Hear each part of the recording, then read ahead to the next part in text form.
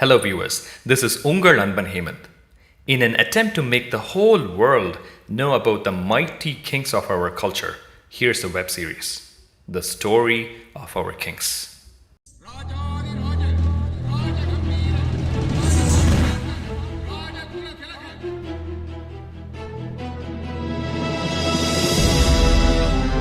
Kopperuncholan was one of the early Cholas mentioned in Sangam literature.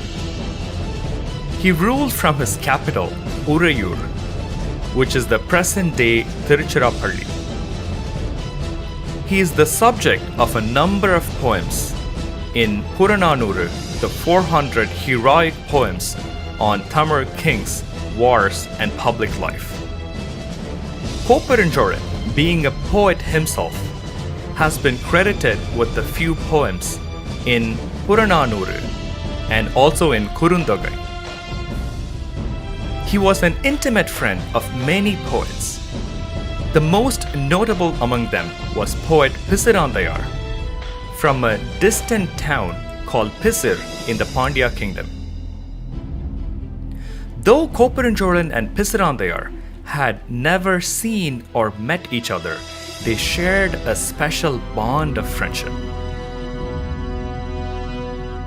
In Puranaanooru, Pisiranthaiyar talks about how cheerful Kopperuncholan and his kingdom was.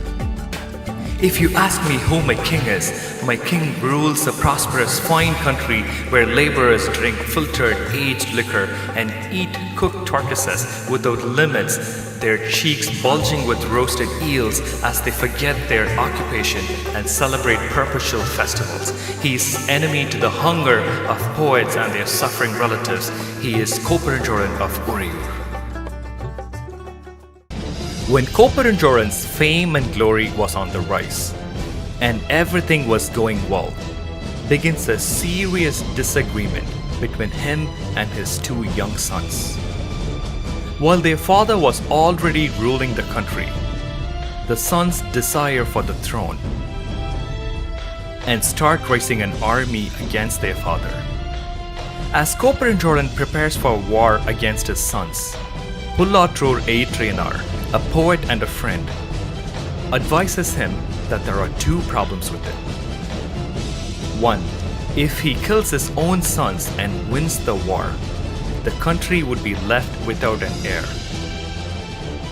And on the other hand, if he gets defeated, it would be an unbearable shame to him. So he advises the king to take his own life, thereby leaving an heir to his kingdom, and at the same time, denying his sons any glory. The king decides to go for Vadakkiruthal, an act of ending one's life by sitting facing the north and starving to death. As he starts to starve, he also fixes a spot beside him for his friend Pisiranthaiyar. The people who surrounded the king are confused and are really doubtful if Pisiranthaiyar from the distant Pandya kingdom would join his friend.